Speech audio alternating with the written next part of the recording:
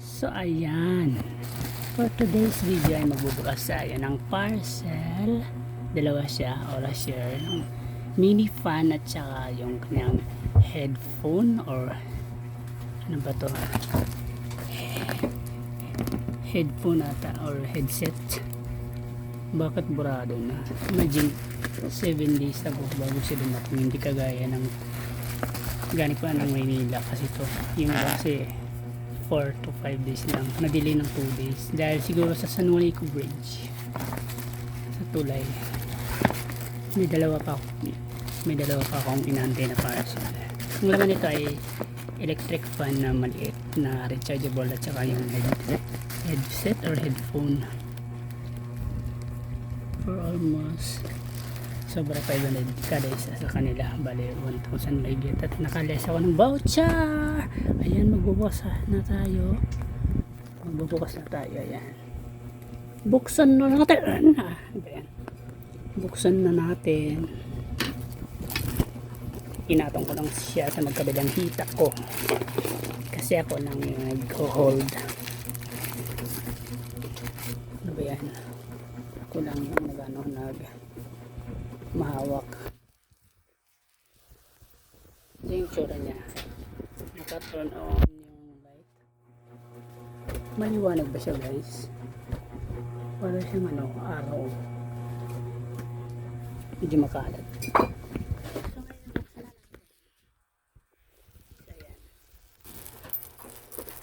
Sana wala siyang damage. So ayan,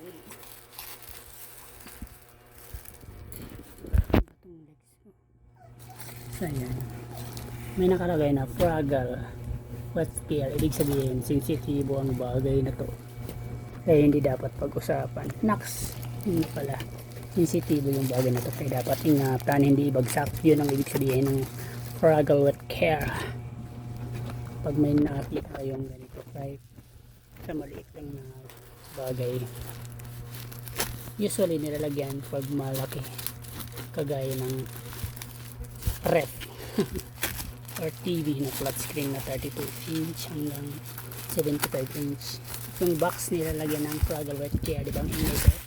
So ayan, buksan na natin. Charan!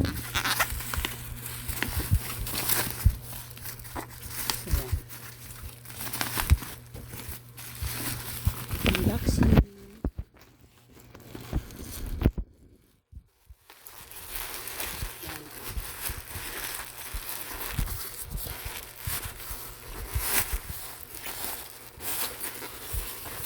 So ayan guys, ayan ako. Ang hirap mag-unbox lalo na kapag ikaw lang ganun. So ayan, dito na siya guys, moment of truth. Ito yung mini fan. Excited. Ayan na siya guys, nakikita nyo yung pag-asa. Ito yung headphone, yung pink na kulay. Hindi na ba? Yung white, yung mini fan.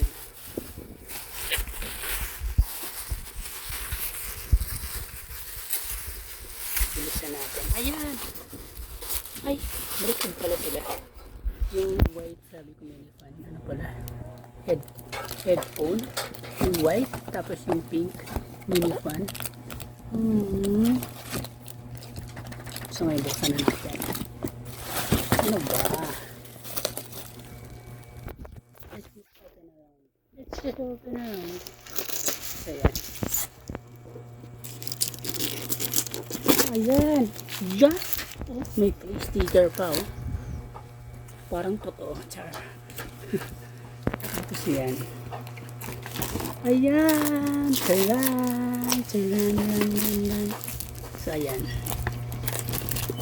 Ano ba?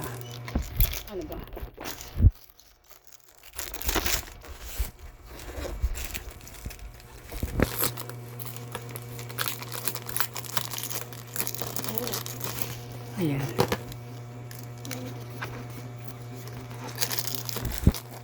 Patanggal natin ito.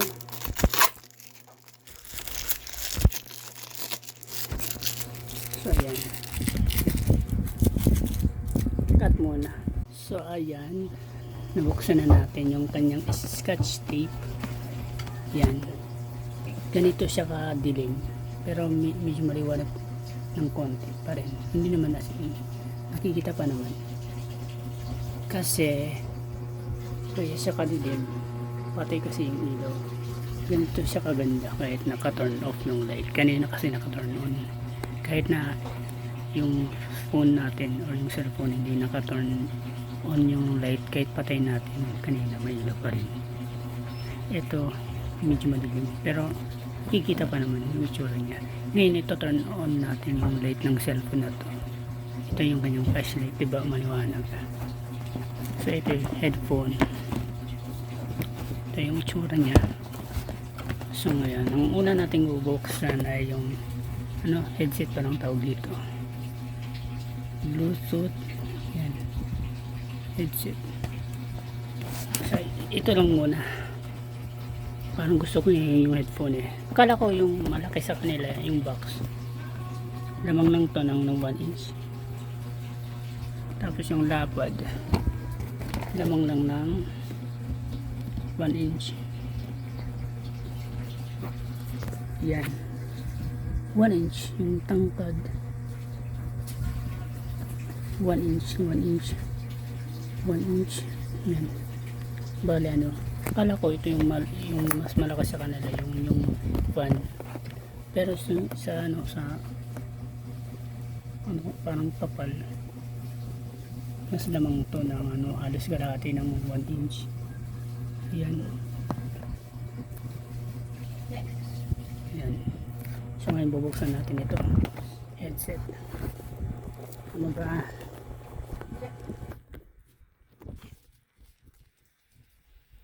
Headset. So yan.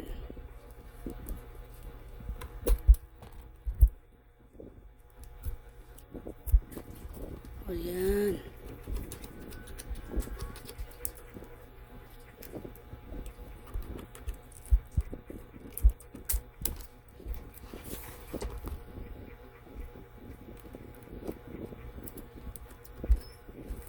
Ang gatang bubukas. Ganito ba to?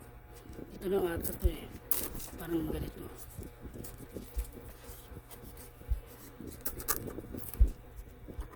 Kulay black yung pinili ko.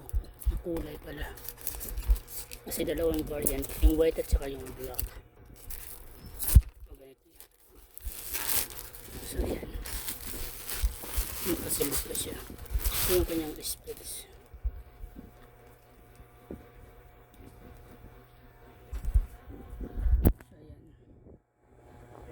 Specs niya, yung kanya parang QR code ata yan, yung mga linya-linya na yan. Dati yan yung QR code, tapos ngayon iba na. Yan, G60 surround yung design niya. So yan,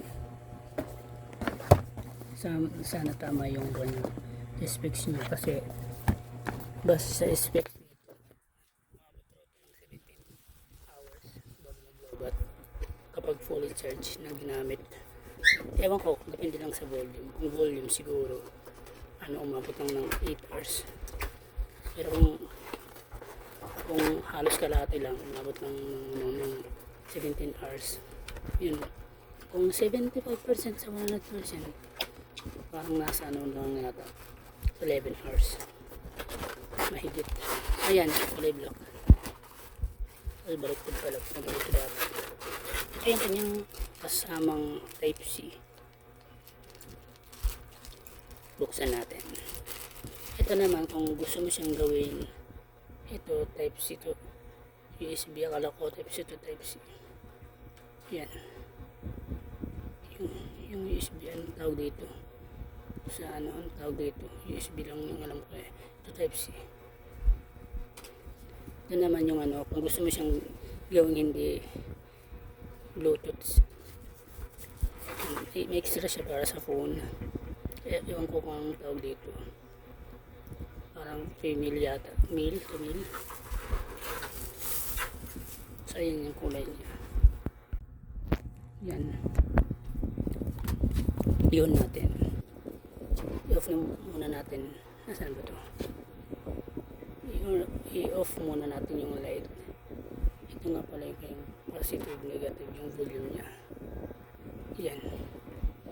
Ito yung type C. Kulay orange. Dito nyo ikakabi. Ano to? May mga butas nyo dito. Para sa audio ata to eh.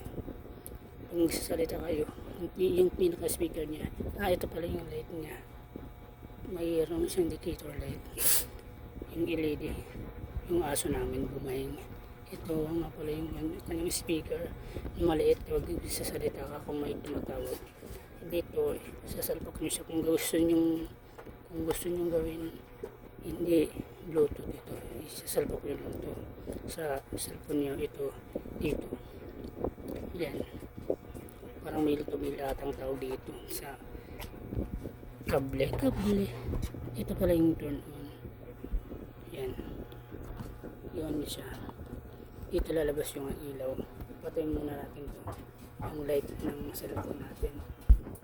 Tapos, ay hindi makita. Ito na lang. Ito na lang natin. Yung ilaw yan. Yan, blue. Yan. Di ba may ilaw? Dito nga pala yung yung maliit na speaker kapag nagsasalita kayo. So, yun lang yung kanyang tsura. May get 500 to. Nasa 547 ata to.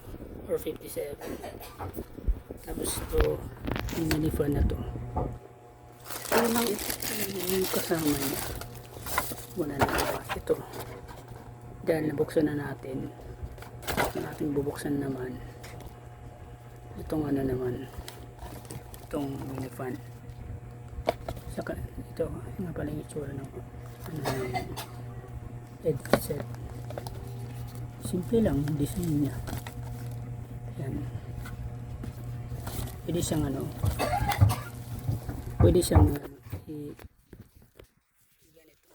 Naikot siya. Yan. Pwede nyo siyang adjustable to eh. Yan. Tapos pwede nyo siyang maikot. Pwede nyo pabain to kung malaki yung ulo nyo, kung mukha kayong si Koki. So yan. Yan yung tsura nya. Pwede nyo siyang maikot. Yan. Sabihin natin, isa lang gagamitin ninyo sa tenga. Ito papaikutin ninyo para hindi pumasok sa kabilang tenga ninyo. Kasi gusto ninyo marinig yung sasabihin ng kausap ninyo. So, kumbaga sa AirPods na sinusuksok sa tenga, yung maliit, tatanggalin nyo yung isa. Ito, gaganitin nyo lang siya. Ganito yun, ganun no. Habang naka-headset yung bilang tenga nyo, hindi nyo na kailangan tanggalin ganito lang. Kasi hindi naman ito natatanggal, na ikot lang. Kagaya ng pagpapaikot niya sa'yo. Wow! So yan, ito lang yung tsura niya, napaka-basic, napaka-simple lang. Sabi, umabot raw ito ng 17 hours kapag tuloy-tuloy. Eh, paano kung putol-putol? Basta yun yung sabi niya. Vibrant siya, tingnan nyo.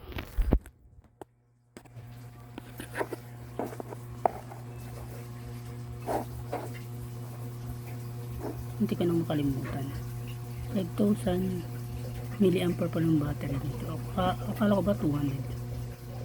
300 na. Hindi pala. Yung inputs. Wireless headset model HS03 inputs 5 volts 500 milliampere. Ano yun? Ang gulo. Tapos yung battery capacity. Ito na pala yung battery capacity. Maingay yung tuta namin. 300 milliampere. Made in China. So yan. Yung kanyang tatak.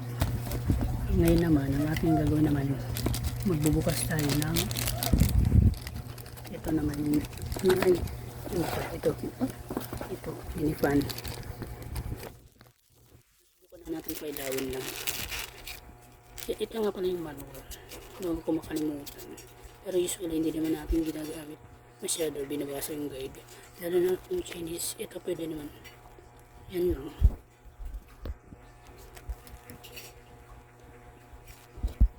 So ngayon ang ating bubuksan ito yung kanyang specs na pala guys, 3,000 mAh na battery. Meron siyang 5 volts, and then ayan yung kanyang model nasa taas. Pasensya naman yung kuko. Yan yung product size at millimeter diameter. So ayan, long lasting battery life daw, kumbaga at matagal daw siya. Actually ito nga palang linya na to ay QR code yan dati, pero ngayon iba na yung itsura ng QR code.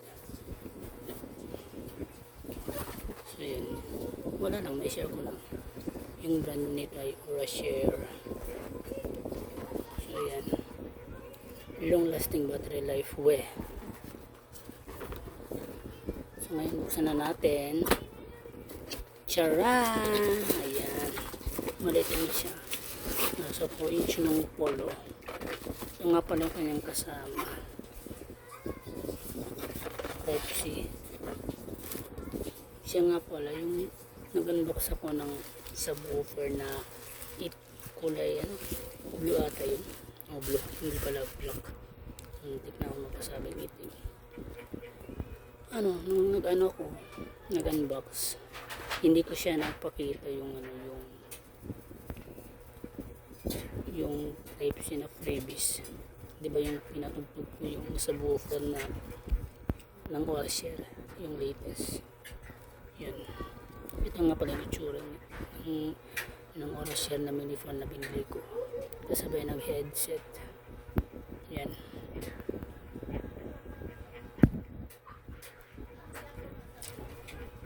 Yung bigat niya po lang, slight lang, nasa lang, kalahating kilo lang.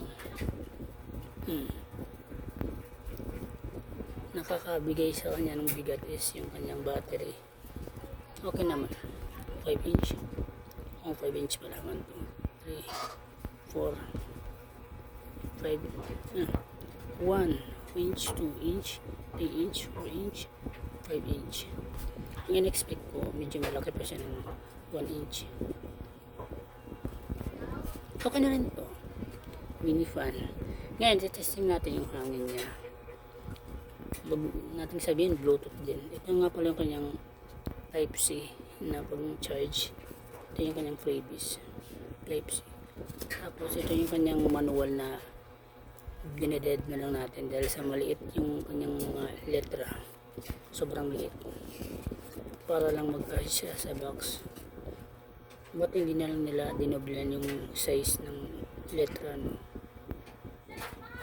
Ba't hindi na lang nila i-dinoble yung size ng letra? Ang liit, dapat ganito yung size. Ganyan. Hindi yung ganito. Ganito dapat sa kabila. See the difference? Ito sobrang liit. Lalo na to, dapat ganito na lang yung size niya, parang nakikita ng mata ni Angelito. Mga mata ni Angelita. So ayan, maliit, sobrang maliit. Chingwang le, yun lang kasama niya. I-post nyo lang sa social media. Charot. Ito. So yun, hindi ko maintindihan yung mga ganitong sign. CE, manang E ata. Tapos ito, ang ganyang sign. Comment lang below kung anong ibig sabihin yan. Mga ganito, FC. Nalimutan ko. Ito yata yung ito, bawal yata i-repair. Itong may X. So yun lang. Ito, umabot siya ng 8 hours usage. Pag volume ata, volume yung speed ng hangin na 1 to 3. Test natin. Pag volume 3, umabot na ata ito ng 2 hours. Pag volume 2 naman is umabot to ng yung kanyang speed pala. Yun yung tinutukoy ko na volume. Pag volume 2, umabot siya ng, sabihin natin, mga 5 hours. Pag volume 1 is umabot siya ng 8 hours. So testing na natin. Andito nga pala yung kanyang pindutan. Ito ba yun? Asan na ba yun?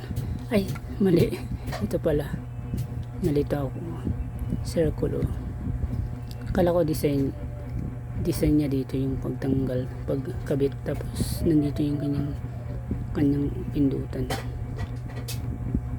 kanyang turn on and off. Hindi makita, madilim din to eh, tingnan nyo. So yan, wala pala siyang sign na araw, akala ko mayroon. Yan, ngayon turn on natin. Paano ba? Lubat ata. Buisit, lubat. Naririnig nyo? Lubat. Kakainis naman si Orashare. Lubat yung dumating. Bigyan ko lang ng 4 star. Miss 5 star. Medyo matagal na nga eh. Matagal na lang ng konti. Tapos lubat pa. Ay, hindi pala. Gumagana siya guys. Umiilaw.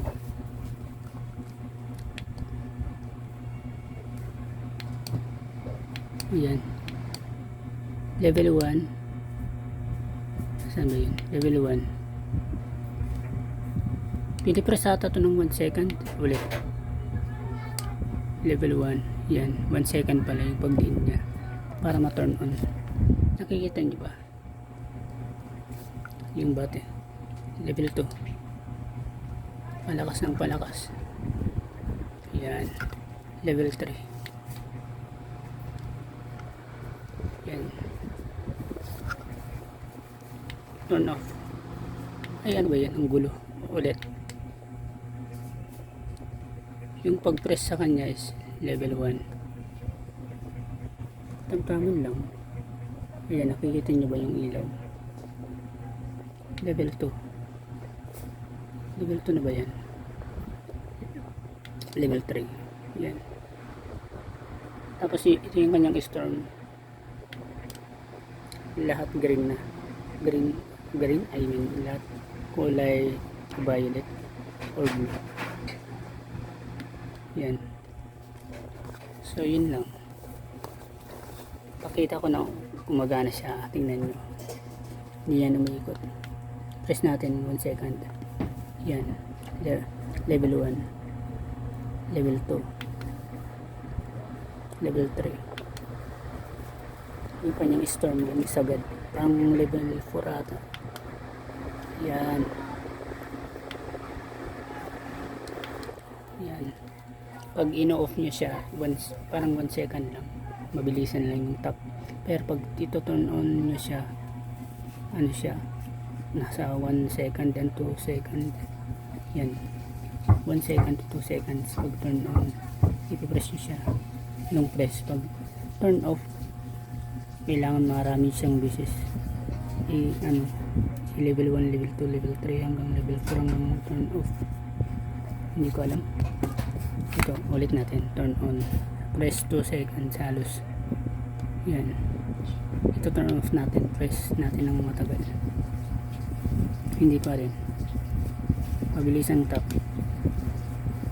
Hindi eh. Mabilis ang tap. Hindi rin. So yung kanyang pag-on pala to pag turn off. Iba. Ulit.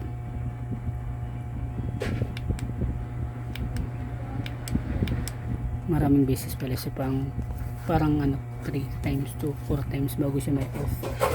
Sayang. So yun lang. Yung kanyang itsura, oh, cute. Yung brand niya Orashare. Yan. Ito yung kanyang lagay ng hook. Wala siyang stripes yung kasama, yung pang sabit. Okay na to. Thanks Orashare. Yun lang muna guys. Thank you for watching.